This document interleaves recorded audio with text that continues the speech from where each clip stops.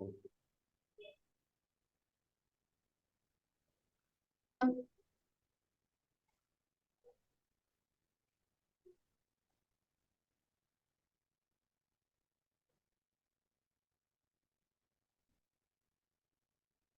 sudah kelihatan Bapak Ibu. Bapak Ibu. Ibu. Sudah, Pak. Oke, terima Sudah, kasih. Pak. Anak-anak. Oke, baik anak-anak. Sebelum kita memulai pelajaran kita pada pagi hari ini, langkah baiknya kita berdoa terlebih dahulu supaya apa yang kita laksanakan bisa berjalan dengan baik. Saya minta tolong kepada Ananda Ani bisa memimpin kita dalam doa. Oh iya. Baiklah teman-teman, sebelum kita mulai pembelajaran pada pagi hari ini, kita berdoa, kita mengambil sikap anjali, kita gayatri mantra saja ya. Berdoa mulai. Om, Om, Om, Bhurvaswaha, Tatsavitur Varenyam, Bhargo Devasya Dhimahi, Yo Yona Prachodayat. Om Bhurvaswaha, Tatsavitur Varenyam, Bhargo Devasya Dhimahi, Yo Yona Prachodayat. Om Bhurvaswaha, Tatsavitur Varenyam, Bhargo Devasya Dhimahi, Yo Yona Prachodayat. Om Santi, Santi, Santi. Om. Berdoa selesai. Oke, terima kasih Ananda Ani sudah memimpin kita dalam. Ya, sama-sama Pak Guru. Oke, sebelum kita masuk pembelajaran, kita absen dulu ya.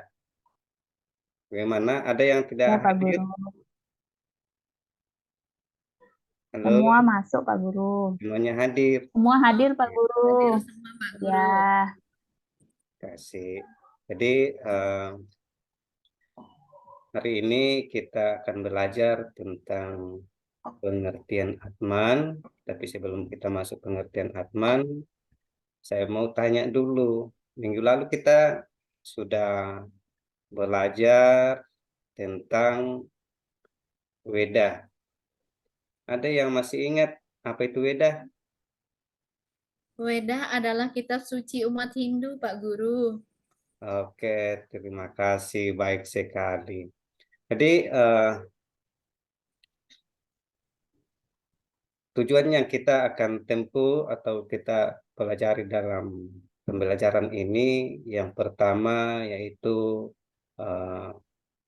pengertian Atman, kemudian yang kedua tentang ilustrasi Atman dalam bentuk genset, kemudian yang ketiga yaitu pandangan filsafat Vedanta terhadap Atman. Ya. Tapi sebelum dilanjutkan, kita buat kelompok dulu ya. Jadi dibagi 3 kelompok saja, ya 4 orang satu kelompok, ya. Ya. Kemudian ada apa namanya?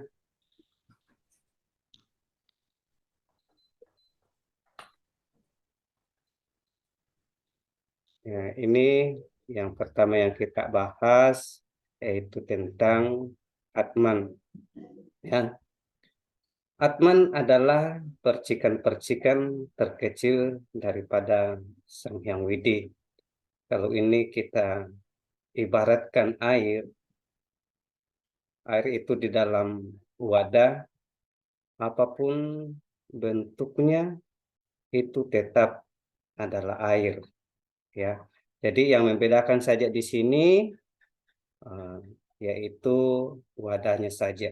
Tapi yang isinya di dalam itu adalah sama, yaitu air. Jadi sama dengan Atman, yang ada di dalam tubuh makhluk hidup yang menjadi sumber hidup itu adalah Atman, adalah percikan daripada Sang Hyang Widi. Atau biasa juga disebut Atman adalah sinar suci daripada Sang Hyang Widi, ibarat matahari yang menyinari semua makhluk hidup yang ada di alam semesta ini. Jadi di sini ada tentang gambar, ya. Di sini ada gambar manusia, ya. Ini mulai dari masa kecil, remaja, dan masa tua. Jadi semuanya ini adalah yang menjadi sumber hidup adalah Atman, ya. Di sini dikatakan bahwa Brahman Atman itu Aikiam, artinya Sang Hyang Widi dan Atman itu satu atau tunggal, ya. Makanya dikatakan bahwa Brahman Atman Aikiam, ya. Kemudian ini yang disebut dengan sinar suci, ya. Tolong disimak gambarnya, ya. Ini ada 3 jenis makhluk hidup yang ada di gambar, ya. Bisa juga dicocokkan di buku paketnya karena semua punya buku paket, ya. Ini referensi saja, ya, karena sebentar kita akan kerjakan soal, yaitu tugas kelompok.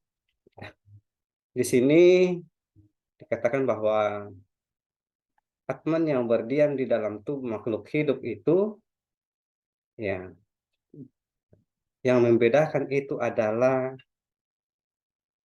badannya, ya. Kalau di hewan, Atma yang ada di dalam tubuh hewan itu disebut dengan janggama, ya, janggama.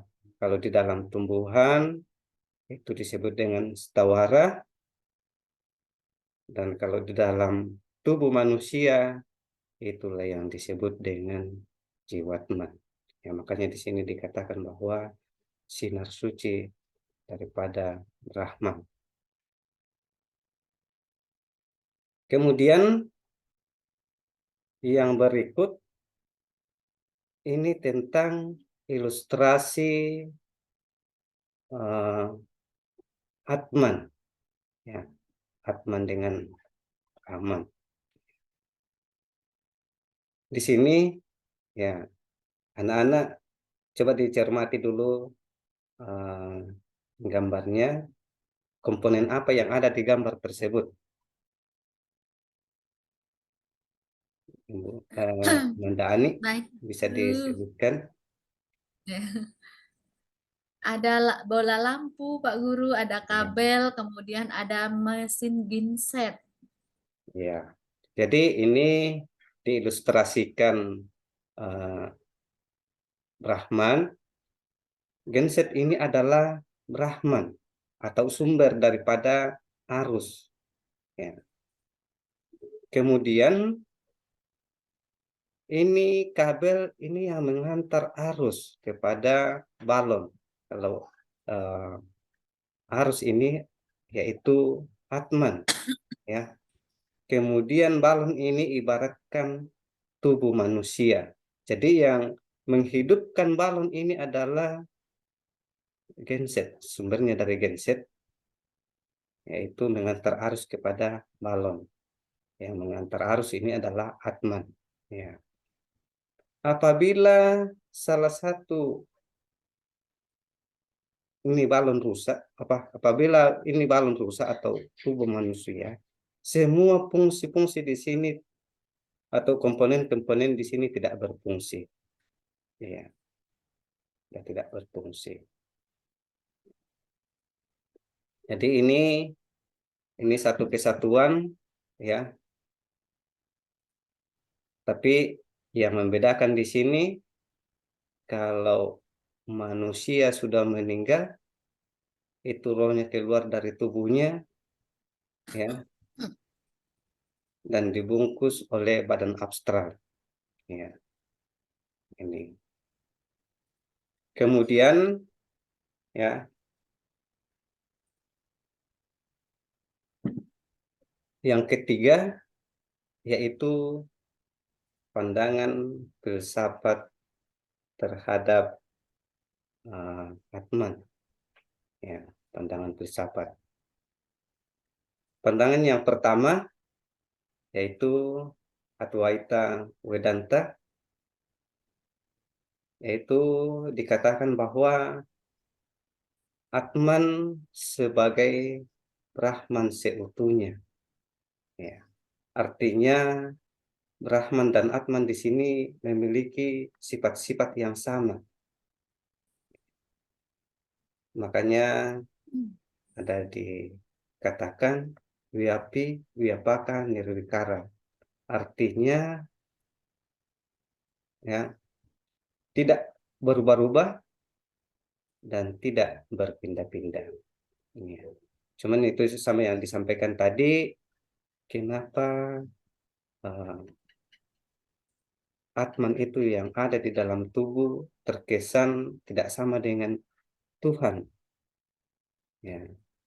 Karena kalau Atman sudah masuk di dalam tubuh, itu sudah dipengaruhi oleh avidya atau kebodohan. Ya, walaupun itu sifat-sifatnya sama. Makanya dikatakan bahwa lupa dengan jati dirinya. Ya. Makanya itu kelihatan berbeda. Ya. Karena sudah diselimuti oleh yang namanya keduniawian. Kemudian pandangan yang kedua yaitu Wishistat Waita Vedanta. Ya.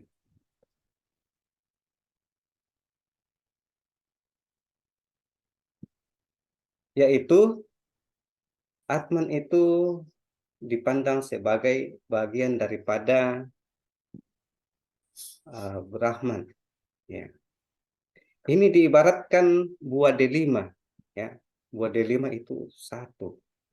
Ya. Buahnya itu adalah Brahman, kemudian biji-bijinya itu adalah Atman. Makanya di sini diibaratkan apa namanya buah delima, yaitu bagian dari buah delima. Ya. Sama dengan Atman adalah bagian daripada Sang Hyang Widi atau Brahman. Ya. Atman ini bersifat pribadi, ya, bersifat pribadi, berbeda dengan Brahman. Ya. Kemudian yang ketiga, ya, yaitu Waita Vedanta. Artinya Atman itu sangat banyak. Ya. Atman itu ya mengalami pengalaman yang berbeda-beda. Ya, mulai dari cacat, ya, sengsara sendiri. Kalau Atman yang kekal itu adalah Atman yang mengalami kebahagiaan. Nah, di sini juga dikatakan bahwa Atman dalam tubuh itu ya mengalami kelahiran berulang-ulang. Ya, karena Atman ini yang ada di dalam tubuh ya itu mengalami siklus. Ya, mengalami siklus. Sama yang saya sampaikan tadi, dikatakan bahwa Atman itu kekal, Atman itu tidak mati. Yang mati itu adalah badan wadak atau badan kasar. Ya. Kalau Atman sudah keluar dari tubuh, ya, semua unsur-unsur yang ada di tubuh manusia itu tidak berfungsi. Ya. Tidak berfungsi. Makanya itu di dalam fungsi Atman itu, tapi nanti kita bahas di pertemuan berikutnya, ya, dikatakan yang pertama adalah sumber hidup Stula Sarira, yang kedua adalah sumber hidup Pancamahabhuta, dan yang ketiga bertanggung jawab atas apa yang dilakukan oleh manusia. Ya. Apapun yang kita lakukan, entah itu baik atau tidak, yang menjadi yang menjadi saksi di dalam diri kita adalah Atman. Ya. Makanya di sini dikatakan bahwa Atman itu ya akan terlahir kembali, ya, akan selama masih dipengaruhi oleh avidya atau yang disebut dengan uh, keduniawian, pasti akan terlahir kembali, ya, atau keinginan. Itu tiga pandangan Pak filsafat Guru, terhadap Pak Guru. entah. Ya, nah, Mau izin saya mau ke belakang sebentar. oke, silakan. Bentar ya. Jadi silakan disiapkan bukunya, ya, yang dikerja kelompok pertama, ya, yaitu apa itu Atman.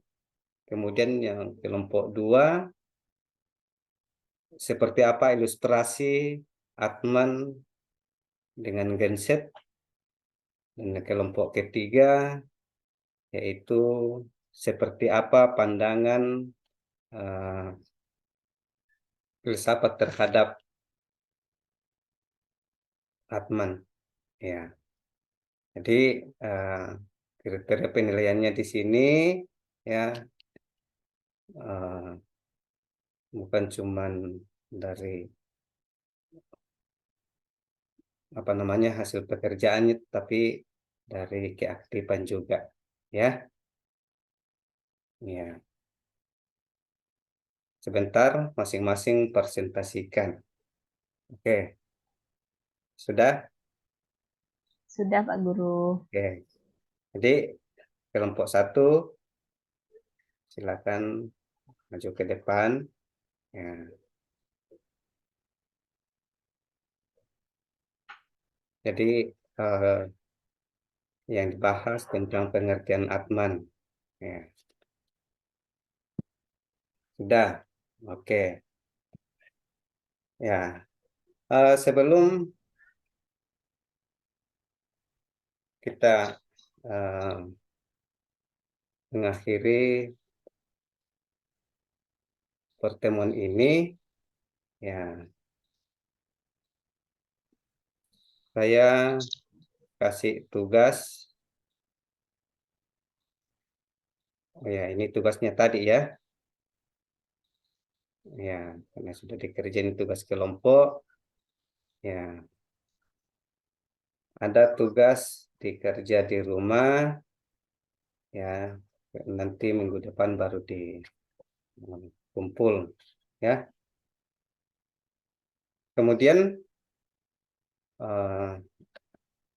sebelum kita akhiri, saya kasih pertanyaan dulu. Mungkin masih ada yang masih ingat apa yang kita sampaikan tadi, ya. Coba Ananda, Ani, masih ingat tadi apa yang dijelaskan, apa itu Atman? Iya, Pak Guru. Atman itu adalah percikan terkecil dari ide Sang Yang Widi Wase atau Brahman. Oke, baik sekali. Nah, kita kasih aplaus dulu kepada Ananda, Ani. Ya. Terima kasih, Pak Guru. Kemudian Ananda Rutsiana, Ya, Pak Guru. ya, pertanyaannya apa itu Atman, Brahman, Atman, Aikyam?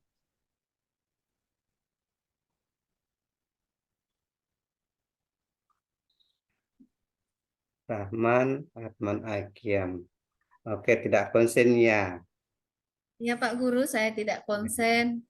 Jadi Kalau Atman, ya, kalau Atman itu seperti yang disampaikan oleh teman saya Anik tadi bahwa Atman itu adalah percikan terkecil dari Tuhan, yang mana Atman ini berfungsi sebagai apa namanya, yang menghidupkan manusia atau makhluk hidup lainnya seperti itu.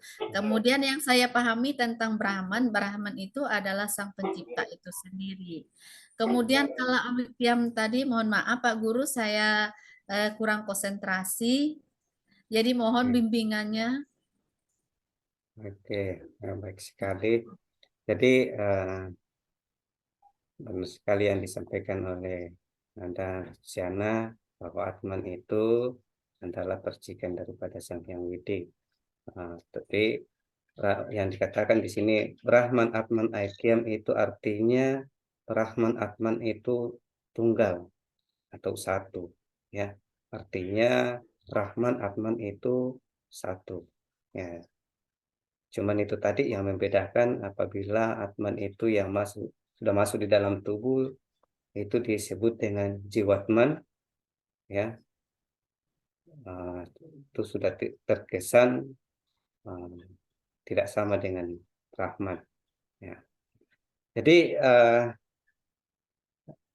anak-anakku, marilah kita simpulkan apa yang kita sudah pelajari tadi, yang disebut dengan Atman itu adalah percikan-percikan terkecil daripada Sang Hyang Widi.